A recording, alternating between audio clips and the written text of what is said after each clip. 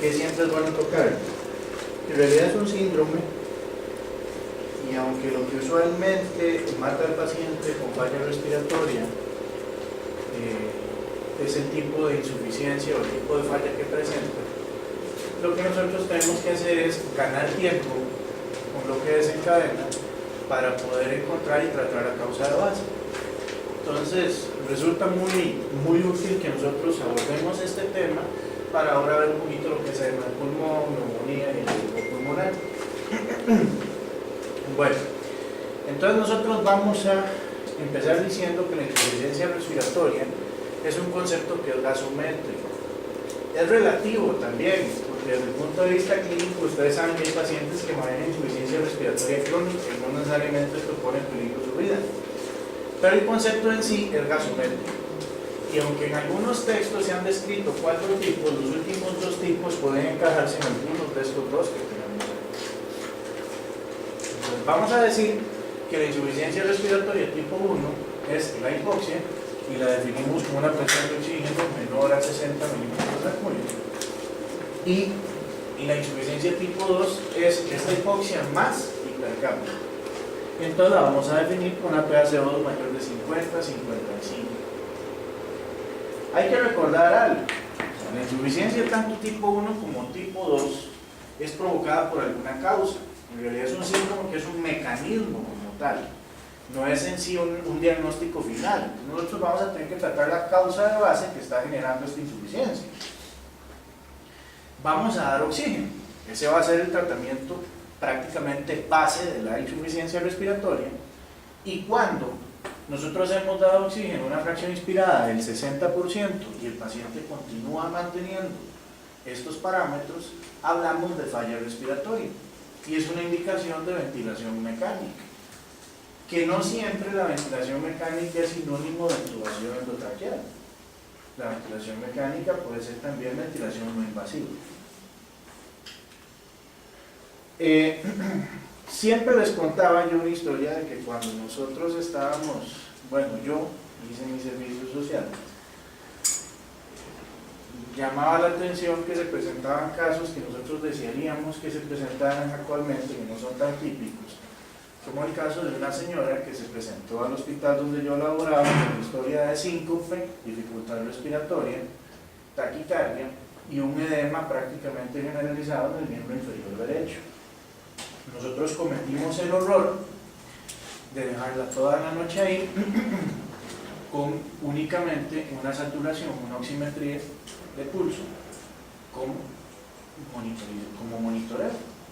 Entonces, ese caso, pues obviamente estaba gritando embolismo pulmonar por todo lado, a cualquiera se le hubiera perfectamente ocurrido eso. Pero todos estuvimos bastante tranquilos porque la saturación de oxígeno de ella se mantuvo en 90%. No hay problema, está en 90, a veces 91. Excelente, todo anda muy bien. Pero vean qué irónico, ¿cómo definimos nosotros la insuficiencia respiratoria tipo 1? ¿Okay? La insuficiencia respiratoria tipo 1 se define como una presión parcial de oxígeno de 60 milímetros de mercurio o menos. Y más aún si es severa, de 40 milímetros de mercurio o menos, que ya hablamos de un 60% de saturación.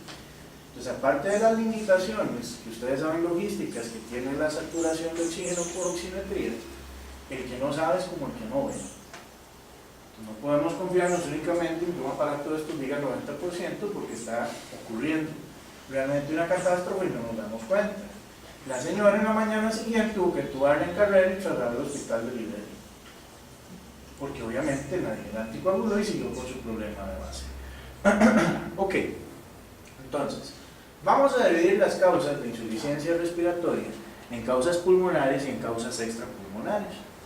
Vamos a tocar un poquito de las causas pulmonares, principalmente los desequilibrios en la ventilación-perfusión que finalmente llevan a cortocircuito, la alteración de la difusión, y en las causas extrapulmonares vamos a mencionar la hipoventilación alveolar. ¿Por qué estas 3 no? Porque es muy sencillo. Si desciende la presión inspirada de oxígeno, si no hay oxígeno afuera, no va a haber oxígeno inhalado, por lo tanto hay insuficiencia respiratoria. Si desciende la presión venosa de oxígeno, acuérdense que sí, que nosotros vimos la extracción venosa, 25%.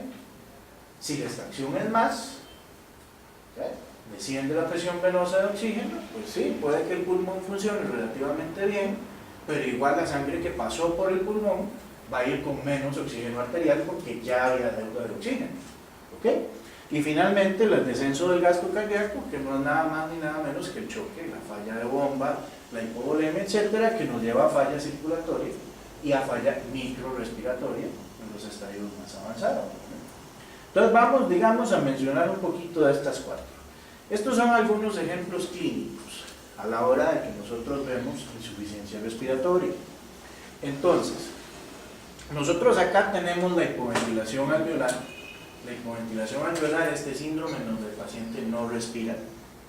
Entonces el paciente con apnea del sueño, que lógicamente va a pulsar con gran hipercambio y poca saturación de oxígeno. Tenemos el EPOC, y si ustedes ven, el EPOC puede comportarse en dos extremos. Más o menos tenemos la insuficiencia respiratoria y no necesariamente tenemos una hipercapnia marcada, a menos de que este EPOC sea muy avanzado. Entonces, en etapas iniciales, mientras el paciente pueda compensar, no vamos a ver gran hipercapnia, que ya de por sí 60 es bastante. Pero vean, en etapas más avanzadas podemos llegar a casi más incluso que la hipoventilación alveolar. El tercer ejemplo es la enfermedad intersticial, en donde en la enfermedad intersticial, como ustedes ven, sucede todo lo contrario.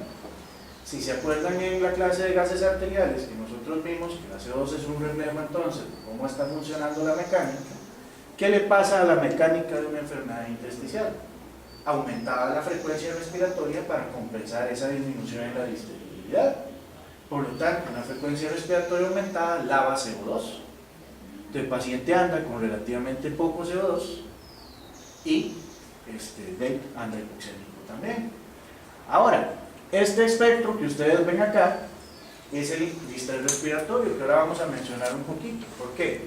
Porque ustedes saben que el distrés respiratorio es una condición en la que en el pulmón se van a generar zonas en donde hay una arquitectura relativamente normal, una arquitectura normal, otra vez normal. Eso es lo que hace, y de hecho es lo que hace tan difícil la ventilación de estos pacientes.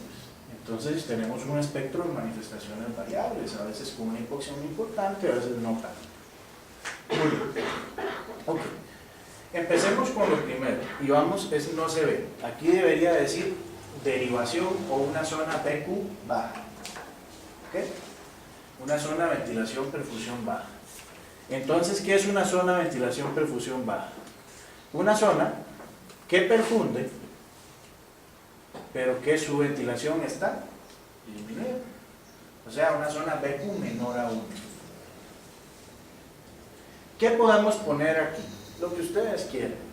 Tal vez el ejemplo que más se adapta al esquemita que les puse ahí es una enfermedad obstructiva, ¿no? Ay, perdón, por ponerme a...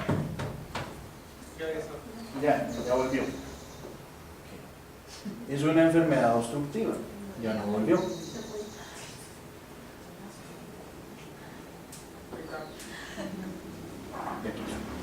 No lo toquemos más, ya está batallando eso. Ok, entonces una enfermedad obstructiva. Si ustedes pueden ver este bronquio, lo podemos comparar con una zona de broncoconstricción. Esa zona de broncoconstricción pues va a disminuir el flujo hacia este alveolo, y por lo tanto nosotros vamos a tener un bronquio que no tiene broncoconstricción versus otros que sí la tienen. ¿Ok? Aquí va a entrar menos oxígeno, y por lo tanto entonces viene una pregunta. En una zona BQ baja, ¿hay cortocircuito o no hay cortocircuito? Vamos a entender el cortocircuito como la mezcla de sangre. Sangre oxigenada con sangre desoxigenada. O sea, al final se produce una deuda de oxígeno. ¿Se mezcla la sangre con una sangre oxigenada con sangre desoxigenada, sí o no? Sí se mezcla, ¿verdad que sí? Ok. Entonces, ¿por qué se mezcla? Porque la sangre que pasa por este alveolo recibe menos oxígeno y se va a mezclar con la sangre que está pasando por el alveolo sano. Esto pasa en las zonas BQ bajas. Entonces, si hay cortocircuito, ¿cómo estaba el gradiente del velo arterial? ¿Aumentado o normal? ¿Recuerdan qué es el gradiente del velo arterial? La resta de la presión alveolar de oxígeno menos la presión parcial de oxígeno en la sangre. ¿Está aumentado? Por supuesto que sí. Claro que sí. Entonces va a estar aumentado. Por lo tanto, eso quiere decir que tenemos deuda de oxígeno. Ahora viene la otra pregunta, que es el esquema que sigue. Entonces, las zonas BQ bajas cursan con un gradiente alveolo arterial aumentado. Doctor, ¿y esto qué? ¿Y esto cómo se hace? Bueno, llega el paciente que por clínica nos dice que es asma, nosotros lo vemos así, y si queremos y tenemos tiempo, podemos entonces hacerle gases al paciente, ponerle su oxígeno, pero antes de ponerle el oxígeno le hacemos los gases y calculamos el gradiente alveolo arterial, vamos a ver que nos va a ensanchar. Ahora, le ponemos el oxígeno mientras lo nebulizamos y corregimos la causa base. ¿Qué creen ustedes que va a pasar si le ponemos oxígeno a una zona que perfunde pero que no ventila o que ventila menos? ¿Qué pasará? ¿Qué pasará en este caso si ponemos oxígeno? ¿A quién se le ocurre? Vamos a hacer la respuesta un poquito más restringida. El problema es que tenemos siempre la obstrucción, ¿no? Ajá, ¿de acuerdo? Pero a menos de que la obstrucción sea total, Algo pasa. ¿qué pasará si le ponemos oxígeno? ¿Mejora o no mejora? Claro, va a mejorar. Entonces, ¿qué sucede acá? Si nosotros cambiamos la FiO2 al 100%, corregimos el problema. ¿Por qué? Ustedes me dicen, bueno, está llegando más oxígeno a este alveolo. Si la quinta parte del aire respirado es oxígeno, eso quiere decir que la quinta parte del flujo que puede pasar a través de este orificio es oxígeno. Pero si yo convierto en vez de un 20%, un 100% de oxígeno, pues voy a lograr que todo el flujito, por pequeño que sea oxígeno. Las zonas BQ bajas no solo van a tener el gradiente alveolo arterial ensanchado, sino que van a corregir con la administración de oxígeno. ¿Ok? ¿A menos de qué? A menos de que la obstrucción sea total. Y en este caso, tú nos puedes decir cuál es la máxima expresión de una zona BQ baja. La zona que no ventila del todo. Perdimos el alveolo. O sea, aquí puede ser una obstrucción total por moco, que hizo una telectasia, puede ser una neumonía que consolidó e inutilizó totalmente ese alveolo, por ejemplo. Por lo tanto, acá lo que se va a generar es lo que nosotros llamamos cortocircuito. Es el nombre propio que le dan a esta entidad. ¿Se acuerdan que yo les dije que hablábamos de cortocircuito de admisión venosa? Pero que al final las dos cosas hacen cortocircuito. ¿Okay? El nombre propio de esto, por si ustedes lo oyen, es shunt o cortocircuito. Este es el nombre propio. Cuando una zona BQ baja es igual a 1, ¿por qué? Porque ventilación es 0 entre lo que sea. 0 de ventilación entre cualquier valor. ¿Ok? Bueno, igual a 0, disculpen. Entonces, ¿qué vamos a tener acá? La máxima expresión de una zona BQ baja. Entonces, sí, si aquí hubiera algo de flujo, probablemente corregiría con la administración de oxígeno. Pero como no hay posibilidad de que haya ningún tipo de flujo, el cortocircuito no va a mejorar con la administración de dosis elevada de oxígeno. ¿Vamos claros hasta acá? Ok. Ahora ustedes me dicen, doctor, ¿y esto cuándo se va volviendo importante? ¿Cómo sé yo cuándo hay un cortocircuito importante? Porque va a llegar ese paciente con el POC, va a llegar ese paciente con asma, va a llegar ese paciente con neumonía, o ya con el pulmón lesional establecido y no nos va a responder a oxigenoterapia. Muy bien, ahora vamos a la otra zona, a las zonas BQ altas, es decir, zonas que están ventilando adecuadamente, o BQ mayor a 1, pero no están perfundiendo. ¿Okay? En este punto viene la pregunta, ¿cuál es el mejor ejemplo de una zona que ventila y no perfunde? ¿Qué puede ser esto? Un trombo. Entonces un tromboembolismo pulmonar es el mejor ejemplo de una zona BQ mayor a 1 o una zona BQ alta. No únicamente trombos por émbolos de sangre, pueden haber émbolos grasos, por ejemplo. Pueden haber émbolos amnióticos, que eso sí no lo sacan en Superman, pero tenemos otros tipos de embolismo. Bueno, ¿qué sucede acá? Ok. En este caso, vean lo que va a pasar. Entra el aire, ventila este alveolo y la sangre que debería pasar por acá no se oxigena adecuadamente. Entonces, al no oxigenarse adecuadamente, cuando comparamos con otras unidades alveolocapilares que sí están funcionales, va a haber una mezcla de sangres. Por lo tanto, la insuficiencia respiratoria por una zona BQ alta o mayor a 1, ¿cómo tiene el gradiente alveolo arterial? Aumentado porque hay cortocircuito. Recuerdan que nosotros dijimos que el gradiente alveolo arterial se aumenta cuando hay cortocircuito, cuando hay mezcla de sangres, ¿okay? Porque hay deuda de sangre. La sangre aquí, que deberíamos tenerla por arriba, ojalá de 90 milímetros de mercurio, anda en 60. Entonces, ¿qué va a pasar cuando yo reste la PaO2 aquí menos la PaO2 de aquí? Va a ser mayor a 10, está ensanchada. ¿Ok? Y mejorará con la administración de oxígeno. Ok, la respuesta aquí es depende. Y vamos a tener que decir que sí inicialmente. Y les voy a decir por qué sí va a mejorar con la administración de oxígeno. Porque si ustedes recuerdan, a menos de que el embolismo sea masivo, hay otras unidades alveolocapilares que se van a reclutar. Entonces, ¿qué pasa si yo doy una dosis mayor de oxígeno a esas unidades alveolares que se van a reclutar? Voy a mejorar el cuadro. Entonces, inicialmente va a mejorar con oxigenoterapia.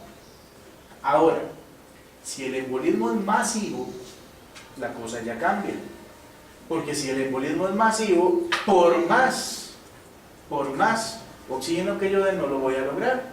Entonces esta zona, que es una zona BQ alta, se va a convertir en la máxima expresión de una zona BQ alta, que se llama espacio muerto, o admisión venosa, como le han puesto algunos también.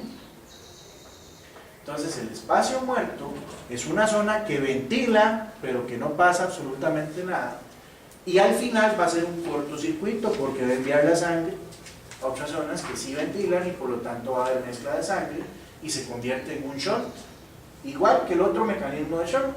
Nada más que el otro mecanismo de shunt se debía a que esta unidad no servía porque era la parte ventilatoria la que no servía y este mecanismo de shunt se debe a que es la parte vascular la que no sirve. Sea como sea, ninguna de las dos estarían participando en el intercambio de oxígeno y finalmente las sangres se mezclan, hay cortocircuito. ¿Vamos claros ahí? Muy bien. El otro mecanismo de insuficiencia respiratoria que nosotros tenemos son los trastornos de difusión. Entonces, como ustedes pueden ver en los trastornos de difusión, trastornos de difusión puros, pongamos de ejemplo el edema pulmonar agudo cardiogénico, como lo vamos a ver ahora. En teoría, la parte vascular y la parte alveolar están íntegras, al menos las paredes del alveolo y las paredes del vaso. ¿Dónde estaría el defecto? El defecto estaría en que existe algún problema que está impidiendo que la membrana de difusión, ¿recuerdan cuando vimos la ley de Fick, el principio de Fick, de los 4 determinantes de la difusión? Bueno, esto es este espacio que tenemos acá. Cuando hay algo que interrumpe el adecuado proceso de la difusión. Entonces, vean qué interesante es. Llega el oxígeno. Perdón. Disculpen acá. ¿Ok? Llega la sangre desoxigenada y al pasar por las unidades alveolares que no están oxigenando adecuadamente, tenemos una sangre arterial desaturada. Entonces viene la pregunta: si hay sangre arterial desaturada, la presión aquí la queríamos por arriba de 90 milímetros de mercurio, el máximo 10, recuerdan. Yo hago la resta: PaO2 menos PaO2, Pa mayúscula, Pa minúscula, presión alveolar menos arterial de oxígeno, 70, 110 menos 70, ¿cuánto me da? 40. ¿Está ensanchado el gradiente alveolar arterial? Sí. Los trastornos de difusión también cursan con un gradiente alveolar arterial ensanchado. Eso quiere decir que hay cortocircuito. La pregunta es, ¿mejoran o no con la administración de oxígeno? ¿Mejora? De eso. ¿Algo? ¿Seguros? ¿Qué? ¿Cómo definimos difusión? El proceso que va de donde hay más a donde hay menos. Si le doy más oxígeno, mejorará. Claro, si todo va de donde hay más a donde hay menos y el problema es de difusión, claro que va a mejorar. Si yo aumento la FiO2, va a haber más, por lo tanto todo es de donde hay más a donde hay menos. Sí, mejora con la administración de oxígeno. Claro, pero además mejora con otras cosas. En la clase de gases que vimos difusión, entonces ustedes recuerdan que nosotros hablamos de 4 determinantes de la difusión. Bueno, una de ellas es la concentración del gas, la FiO2. Si la aumentamos, mejora. Pero también nosotros dijimos que si se disminuía el grosor de la membrana de difusión, podemos mejorarlo. Entonces no solo mejora con FiO2, también mejora con presión. Por eso damos presión soporte en las ventilaciones no invasivas. ¿Por qué? Porque disminuye el grosor de la membrana. Y el otro factor que también podemos modificar es el área de intercambio. Entonces si yo doy presión, no solo disminuyo el grosor de la membrana, sino que recluto otros alveolos en otro lado, entonces aumento el área. Entonces no solo mejora con FiO2, sino que también mejora con la presión. Ahora, que era el único factor que no podemos modificar, el coeficiente de difusión, sobre eso no podemos actuar. Entonces estos pacientes no solo mejoran con la administración de oxígeno, sino que mejoran con la presión de soporte de la vía aérea. Ok, lo otro que tenemos, que es aquí puse varias fórmulas para calcular, pero no, lo vamos a hacer así. Básicamente es el trastorno extrapulmonar, que ya es un trastorno más de control de la ventilación. Entonces, recuerdan en la clase de gases que pusimos causas de acidosis respiratoria. Pueden ser exactamente las mismas causas de un síndrome de hipoventilación alveolar. Entonces, cualquier cosa que disminuya la frecuencia respiratoria va a aumentar la concentración de CO2. A mayor frecuencia ventilatoria o ventilación alveolar, vamos a tener menor CO2. Entre menos ventilación alveolar tengamos, va a ir aumentando el CO2. Y esto es lo que está reflejando esta curva. Viene la otra pregunta, ¿mejora con oxigenoterapia? Primero, ¿cómo está el gradiente alveolar arterial aquí? ¿Cómo se les ocurre que pueda estar el gradiente alveolar arterial acá?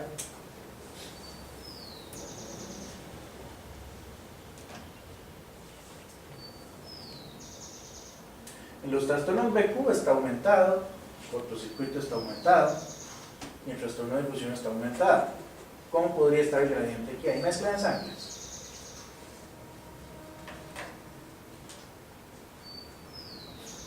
Aquí no hay alveolo, entonces vamos a robarnos esto para explicar eso. Olvidemos entonces el trastorno de difusión y lo que dice ahí. Ok.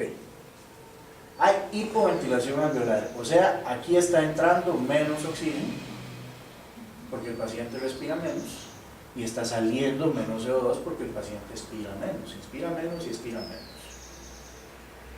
¿Cómo está el gradiente alveolar arterial? ¿Aumentado o normal? Aumentado. ¿Por qué? Porque tenemos menor perfusión. No tenemos realmente menor ventilación. Pero el intercambio gaseoso Ajá, ¿cómo está el está intercambio? disminuido. ¿Está disminuido o son los componentes del intercambio los que están disminuidos? Los componentes. Ok, entonces vea qué interesante. Diferente es que yo, por ejemplo, tengo una zona en la que la concentración de oxígeno es 110, como en este caso, y la concentración de oxígeno capilar sea 70. Aquí nos da 40. Si el paciente no respira, la PaO2 alveolar perfectamente puede ser 50 y la PaO2 arterial 30, 35, 40 y 35, observémoslo más. Entonces, 40 menos 35, ¿cuánto nos da? Sí. 5. ¿Es normal ese gradiente? Sí, claro, es normal. Es normal, ¿por qué? Porque hay poco y pasa poco. El aparato de intercambio, el aparato de difusión, la membrana está íntegra. Entonces, simplemente el paciente no tiene oxígeno para difundir, pero el gradiente en sí está normal. Por lo tanto, no es que haya mezcla de sangre, no hay mezcla de sangre, es que es lo del oxígeno que hay. A la hora de hacer la resta entre lo que hay aquí menos lo que hay aquí va a dar valor normal. ¿Me entienden eso? Sí. Ok. Entonces, no, el trastorno de hipoventilación alveolar tiene su gradiente alveolo-arterial normal. Ahora, ¿mejora con la oxigenoterapia? Sí, mejora con la oxigenoterapia.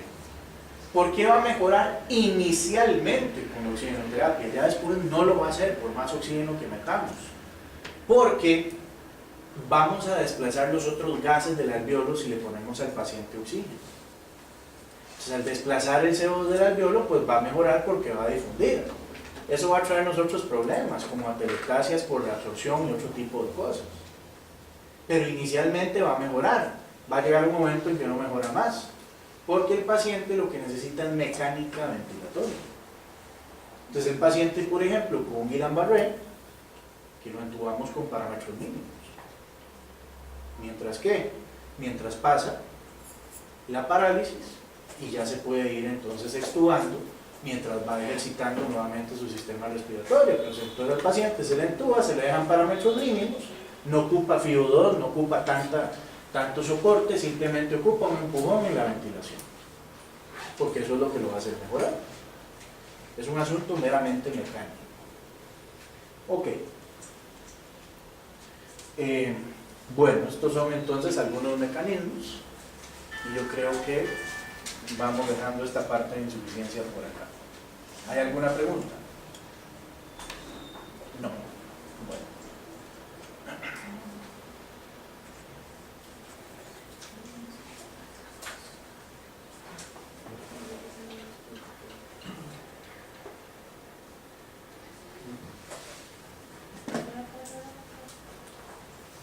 Ok, vamos a hablar un poquito de ciertas cosas por acá y la idea de esto es precisamente enfatizar la parte fisiopatológica. Vamos a enfatizar la parte fisiopatológica y vamos a tocar algunos aspectos del tratamiento, que no vamos a entrar tanto ahí, pero bueno. Esto que ustedes ven acá, ¿qué les parece? ¿Alguno de ustedes podría decirme cuál es un paciente con falla cardíaca? De esas dos placas que hay ahí.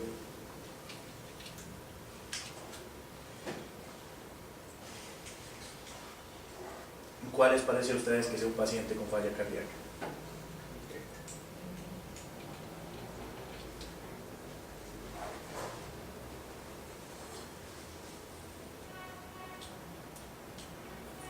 No, no.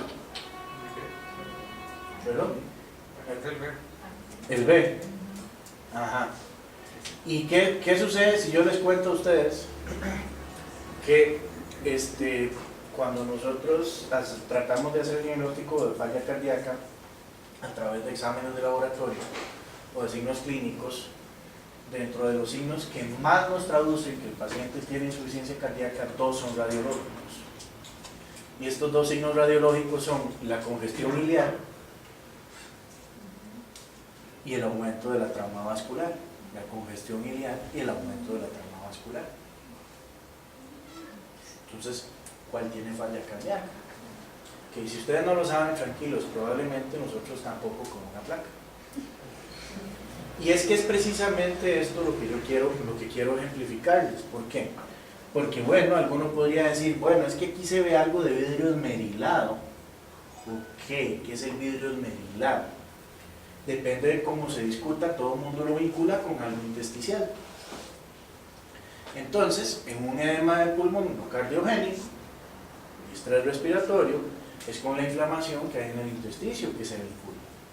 Ah, pero ¿qué es? Que el agua que se acumula intersticialmente en un edema cardiogénico no puede dar un patrón reticular también. Ok. Y este es precisamente el punto. Bueno, aquí lo que se están señalando son líneas B de Kerley. esto que está acá. Y esto que está aquí señalado, pues son las zonas de condensación. Que uno es un distrés respiratorio y el otro es la falla cardíaca. Ahora, esto mismo que pasa es precisamente lo que nosotros nos enfrentamos. ¿Por qué? Porque nosotros sabemos que el ser humano presenta dos tipos de edema de pulmón. El edema de pulmón cardiogénico, que ha sido llamado también edema por sobrecarga hemodinámica, o edema de fluidos, tiene varios nombres, bueno, lo dejamos en edema cardiogénico. Y ustedes saben que se debe al proceso de aumento de presiones en la vasculatura pulmonar secundaria a una falla, ya sea en el ventrículo izquierdo, derecho o ambos, principalmente izquierdo.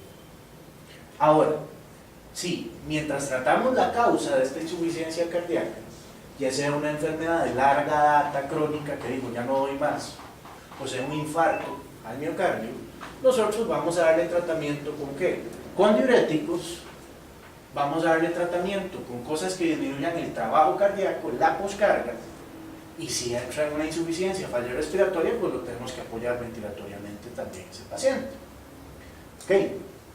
En contraste, tenemos el otro tipo de edema pulmonar, que es el no cardiogénico, conocido también como edema, ¿cómo se llama? Como distrés respiratorio del adulto, pulmón lesional, lesión pulmonar aguda, tiene varios nombres también. Ahora simplemente nosotros decimos distrés respiratorio a todo, desde la definición de Berlín del 2012. Y recordemos que este tipo de edema responde al tratamiento con medidas de soporte mientras se controla la causa de base o el factor asociado de base. Entonces, ventilación con neumoprotección, presiones bajas, presiones meseta bajas, presiones inspiratorias también un poquito bajas, y sobre todo PIP para titular la lesión que se puede generar producto de la ventilación mecánica asociada a este tipo de cuadros. Entonces, uno dice, la placa se parece mucho. ¿Cuál es el síntoma pivote en estos dos tipos de edema? ¿Cuál es? La disnea. Entonces no solo se parecen mucho en gabinete, sino que la clínica es la misma. Doctor, me falta el aire. Bueno, ahora uno dice, este es un poquito más aparatoso, probablemente el paciente no llegue hablando. Ok, seguimos diciendo, si se logra ver ahí, se supone que esto es un vaso sanguíneo. ¿Okay? Seguimos diciendo que los vasos sanguíneos son membranas semipermeables, y en las membranas semipermeables siempre va a haber salida de líquido. Esto es un vaso sanguíneo en su intersticio, acuérdense que está inmerso en un intersticio, y esto que está acá es el paso de fluidos o la filtración de fluidos a través de la membrana semipermeable, que viene definida por la ecuación de Starling. La ecuación de Starling explica este flujo a través de una membrana semipermeable en función de dos factores. Un factor de fluidos, esto aquí que está acá es la constante de filtración, K, y un factor proteico, esta omega que está acá es la constante de refracción. Ahora, ustedes me dicen, bueno, una parte proteica que tiene que ver con presión oncótica y una parte de fluidos que tiene que ver con presión hidrostática. Dicho de otra manera, olvidando las constantes, vamos a centrarnos un poquito en las presiones. El fluido, a través de un vaso, va a depender de cuánta presión haya dentro del vaso y cuánta presión haya fuera del vaso. Presiones hidrostática y presión oncótica. La presión hidrostática va a hacer que el líquido salga. Por lo tanto, la presión hidrostática intracapilar va a hacer que el líquido salga. Pero resulta que a esta presión se le opone, de ahí el menos, la presión intersticial. Y la presión hidrostática intersticial va a hacer que el líquido entre. La presión oncótica se comporta al revés. Presión oncótica también se le dice presión coloidosmótica. La presión oncótica o coloidosmótica del plasma, o sea la intracapilar, va a hacer que el líquido permanezca en el vaso. Mientras que la presión oncótica intersticial va a hacer que el líquido salga del vaso. Ahora, si ustedes notan, la parte de fluidos se le va a restar a la parte oncótica, a la parte proteica. Y en condiciones normales, el flujo neto es ligeramente positivo. ¿Qué quiere decir eso? El flujo es ligeramente positivo, diciéndonos que siempre va a haber un escape de líquido a través de todos los vasos sanguíneos, lo cual tiene mucho sentido, si no, no se entregarían nutrientes hacia el intersticio y hacia las células. Ahora, en el pulmón, nosotros vamos a reconocer varias cosas, y este es el pulmón normal. Nosotros tenemos el espacio vascular, que es el capilar pulmonar, este que tenemos acá, y tenemos dos espacios que han sido llamados espacios extravasculares. Son el espacio intersticial, o la membrana de difusión, ahí entra todo eso, y el espacio intraalveolar. En condiciones normales, el espacio alveolar no debería tener líquido, pero según nosotros vimos ahora en la ecuación de Starling, hay cierto escape de líquido a través de la membrana capilar. Entonces, algo de líquido va a salir hacia este espacio intersticial.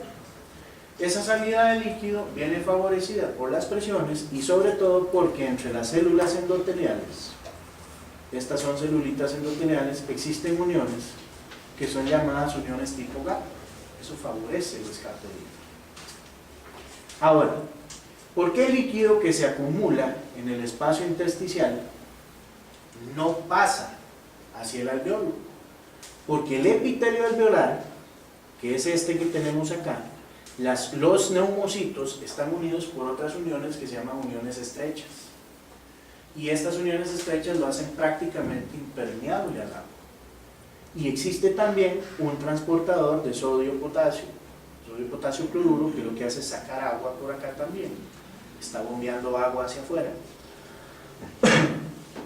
Y por lo tanto también va a evitar, si algo por A o por B se pasa algo de líquido, que vuelva hacia el intersticio.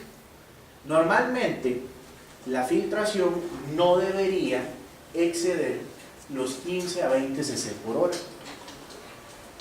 La filtración no debería exceder esto gracias entonces a lo que les he venido mencionando, la barrera epitelial, la ATPasa y un tercer factor que no mencioné acá, que son los vasos linfáticos intersticiales.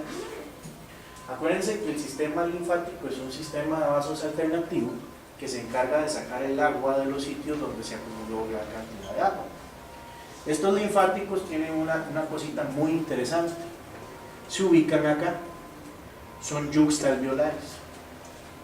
Entonces tienen una capacidad de drenaje más o menos de hasta 250 a 500 cc por hora. Esto es muy importante tenerlo en cuenta. Sucede otra cosa también. Este espacio intersticial se comunica también con el espacio intersticial perivascular, peribronquial, interlobar, pleura parietal, espacio pleural, pleura visceral, espacio pleural y pleura parietal. Ustedes han visto de los pacientes que hacen un edema muy marcado, pueden también hacer un derrame pleural. Eso sucede porque se ha acumulado tanto líquido que aunque la pleura parietal tiene poros muy grandes para absorberlo, no da abasto para la absorción de eso. Entonces ahí aparece el edema. Ahora, en condiciones normales no debería ni siquiera salir el líquido de estas zonas. ¿Por qué? Porque aquí se genera una presión negativa inclusive. Es cierto que sí, que la presión hidrostática intracapilar vence la presión intersticial, pero no solo la vence, sino que la presión es negativa. Entonces aquí se podrían acumular hasta 500 cc en una hora sin que se genere edema. Imagínense la tasa de filtración para que se genere edema. Entonces cuando nosotros vemos los diferentes pasos para que se produzca un edema pulmonar, aquí tenemos esa etapa en donde se empieza a acumular gran cantidad de edema y una segunda etapa en donde el edema que se acumuló en el espacio intersticial ya empieza a irse al espacio intersticial peribronquial y peribronquiolar. Entonces es ahí donde vemos las líneas B de Kerley. No es nada más que los bronquios pintados a los lados por edema. Y en este punto ocurre un punto crítico que no está muy bien definido, y es que no se va a poder definir, porque para unos es uno y para otros es otro. que va a marcar el inicio del edema ya establecido.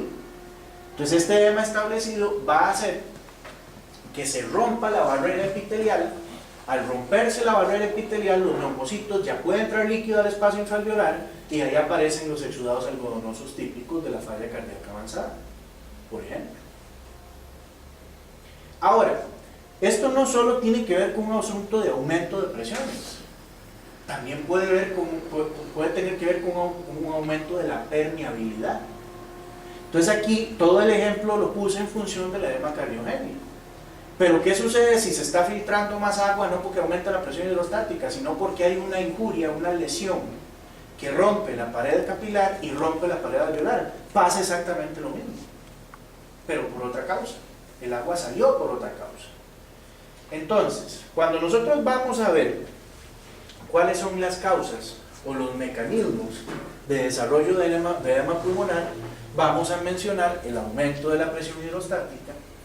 Este aumento de presión hidrostática es típico del edema cardiogénico y tenemos que decir que el líquido que sale es un trasudado bajo en proteínas, a diferencia del incremento de la permeabilidad, ya sea capilar o ya sea de la pared alveolar, en donde ahí sí se filtran gran cantidad de proteínas de macromoléculas.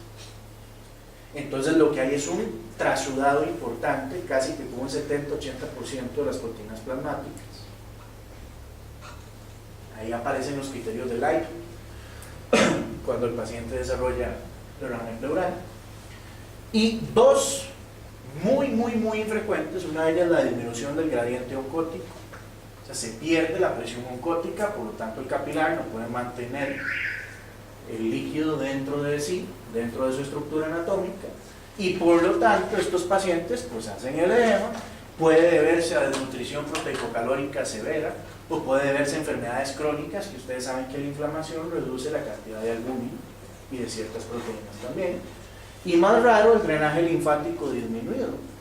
Una obstrucción linfática por tumores, por necrosis, por linfomas, por radioterapia, también podrían darnos esta situación. Estos dos son edemas muy raros de ver. Por eso nosotros decimos que prácticamente estos dos mecanismos son los primeros mecanismos que nosotros tenemos ahí. Ok, vamos a hablar del edema pulmonar cardiogénico, y para que nosotros hablemos del edema pulmonar cardiogénico recordamos esta imagen nuevamente. Entonces ustedes recuerdan que nosotros dijimos que el catéter de flotación o el catéter de Swan-Ganz entra por técnica de Seldinger en la yugular, en la yugular externa, va a la cava superior, de la cava superior entra al atrio, pasa al ventrículo derecho y de ahí entra en la arteria pulmonar hasta un sitio en que se enclava, de ahí su nombre de catéter de enclavamiento. Recordemos que puede ir midiendo desde la presión venosa central, desde la presión atrial, la presión ventricular, la presión pulmonar, y dijimos que cuando el catéter se inflaba funcionaba como una boya de mar.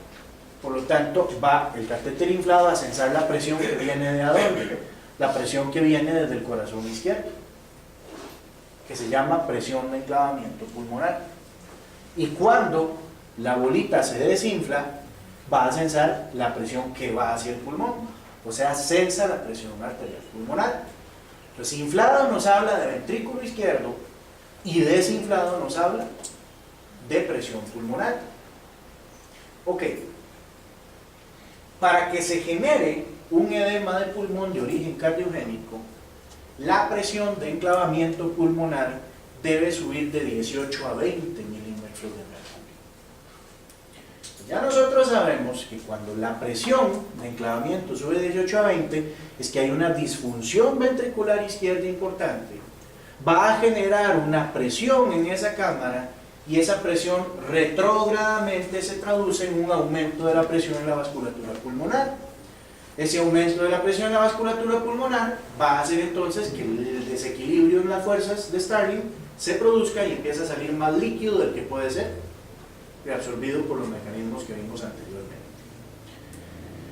Esta presión de 18, y vean que lo ponemos acá, ahí estamos señalando el edema pulmonar. ¿Saben qué es esto? Esta es la clasificación de Forrester. Se usa mucho también, bueno, nosotros prácticamente la utilizábamos cuando había un infarto, Pero la clasificación de Forrester es para la insuficiencia cardíaca aguda. Si ustedes ven, con la clasificación de Forrester utilizamos dos parámetros: la presión de enclavamiento pulmonar, más de 18 o menos de 18, y el índice cardíaco, más de 2,2 litros por metro cuadrado de superficie corporal por minuto y menos de 2,2 litros por metro cuadrado de superficie corporal por minuto de gasto cardíaco. Ahora, nos interesa esto. ¿Han tenido la experiencia de ver la clasificación de la falla cardíaca en seco versus húmedo y caliente versus frío? Nunca. Es la clasificación de Forrester clínica. ¿Qué sucede si el corazón no bombea? Si su índice cardíaco está disminuido y el paciente no bombea y el corazón no tiene que bombear. Índice cardíaco, ¿por qué puede disminuirse? Porque la bomba falló, porque no hay sangre, el paciente ha perdido sangre, está deshidratado, etc. Entonces cae el índice cardíaco. ¿Cómo está el paciente? Frío. Entonces nosotros en la clínica no podemos decir que el paciente tiene un índice cardíaco disminuido menor de 2.2, no lo sabemos, pues si el llenado capilar está bajo, si al tocarlo él está frío, si tiene piel moteada, si disminuye la diuresis, si tiene alteración de la conciencia, sorpresa, sí está bajo. Entonces el paciente, vamos a decir, frío. Si está más bien caliente o en llenado capilar, ok, caliente, más de 2.2 o menos de 2.2. Pero lo que nos interesa, más que todo, para el edema de pulmón es la presión de enclavamiento. El paciente está seco, no tiene edema. Ah, sí está seco porque tiene su presión de enclavamiento menor a 18. Ok, ¿está húmedo? Sí está húmedo. Ah, entonces su presión de enclavamiento probablemente esté mayor a 18. Entonces vean qué interesante acá. Tenemos un paciente normal. El paciente normal es seco y caliente, ¿verdad? Ok. El paciente hipovolémico es seco y frío. El paciente con falla cardíaca, con edema de pulmón, ¿cómo está? Caliente pero húmedo, no tiene edema de pulmón. Y si el paciente está frío y húmedo, es un choque cardiogénico, tiene su índice cardíaco disminuido y su presión de enclavamiento alta. Clínicamente nosotros podemos ver eso, sí. ¿Qué es lo primero que nosotros ponemos en las notas médicas cuando tenemos un paciente con falla cardíaca, un paciente que consulta por disnea al servicio de emergencias? ¿Hay ingurgitación de vasos de cuello, sí o no? Ahora, esta técnica que está acá es la técnica de antes. Esta técnica nos permite estimar exactamente más o menos la presión venosa central. Se decía que el paciente podía estar colocado a 45 grados y si ustedes ven, se coloca en el ángulo esternal, el punto donde el manubrio esternal se une con el cuerpo del esternón, una regla. ¿Por qué? Porque se supone que esta es la regla que nosotros llamamos el punto flebostático, da al atrio derecho exactamente. Entonces a partir de ahí nosotros medimos con una regla hasta dónde llega la ingurgitación yugular, medimos cuántos centímetros hay ahí. Normalmente entre 5 a 7, eso es lo que debería darnos aproximadamente. Si tiene más de 7 da más. Sin embargo, ya en la práctica clínica nosotros tenemos varios estudios que nos dicen no es necesario que hagan esta técnica específicamente, no hay que hacerlo. Con solo, ¿cómo se llama? Que ustedes vean la yugular incluso externa, ingurgitada, ya es suficiente si el cuadro es compatible con una falla cardíaca. Ahora, ¿y por qué es esto? Porque si ustedes ven que un aumento de la presión venosa yugular a más de 10 sugiere que la presión de enclavamiento anda por 22 minutos solamente, sin necesidad de hacer un cateterismo. O si apretamos el hígado y tenemos un reflujo hepatoyugular mayor de 1 centímetro por 15 segundos, o sea, 11 centímetros, 12 centímetros por 15 segundos, sugiere que la presión venosa central está en 8, pero la de enclavamiento en más de 15, sin necesidad de hacer un cateterismo. De colocar un catéter Swan-Ganz. Ok, ahora, entonces, dejemos esto por acá. Dijimos, el edema de pulmón cardiogénico se va a producir entonces por un aumento de la presión hidrostática capilar. Este aumento de la presión aerostática capilar va a hacer que en el intersticio se acumule más líquido del que se puede drenar. Al acumularse más líquido del que se puede drenar, los mecanismos de protección resultan insuficientes. Por lo tanto, que tenemos un incremento del drenaje linfático que no da abasto y empieza a generarse entonces entrada de líquido al alveolo. La capacidad de drenaje de los capilares linfáticos es de 25 a 500 cc por hora. Entonces, ¿por qué coloco esto? Vean que pongo acá mona o mona. ¿Por qué? Porque esta es una memotecnia para el tratamiento del edema agudo del pulmón, cosa con las que todos vamos en contra porque no hay absolutos en el tratamiento de los pacientes. Entonces, ¿qué quiere decir esto? Bueno, morfina, oxígeno, posición, ¿qué más? Vean que ni siquiera me lo sé el acrónimo porque no tiene ningún sentido. Vean qué interesante es. Ok, morfina. Ajá, morfina. Ustedes le pondrían una dosis de morfina a un paciente que llega con 32 respiraciones por minuto. Es que la morfina tranquiliza. Bueno, y depende, le puedo poner una dosis baja. Ah, ok, pero ¿qué es una dosis baja? La ampollas de 15. Ah, pongamos la mitad, 7 mililitros. Deprimidos al centro respiratorio y se acabó. Y si encima de esto el paciente es hipotensito, no, entonces se la cambio. ¿Por se la cambia? Por fentanilo, peor. Vamos. Entonces, ¿en quién vamos a usar morfina? En dosis muy bajas y sí, podría ayudar a calmarlo, pero no es lo mejor. Ok, oxígeno. Sí, claro, aquí nadie lo va a dudar. Porque acuérdense que nosotros dijimos, la insuficiencia respiratoria la vamos a tratar con oxigenoterapia. Si es falla respiratoria, con ventilación mecánica, invasiva o no, pero el oxígeno nos va a dar tiempo para tratar lo que está generando la insuficiencia respiratoria, que es el edema. Entonces el oxígeno nadie lo va a dudar. Ok, ¿qué es lo otro? Los nitratos. Ahora, muy bien, nitratos. En un paciente que tiene un infarto de cara inferior, en un paciente que viene hipotenso, por eso no hay memotecnias. Si yo le pongo nitroglicerina a un paciente que viene hipotenso, lo termino de enviar al otro lado. Entonces, no hay absolutos. Ok, lo otro que tenemos aquí es manejo de la ansiedad.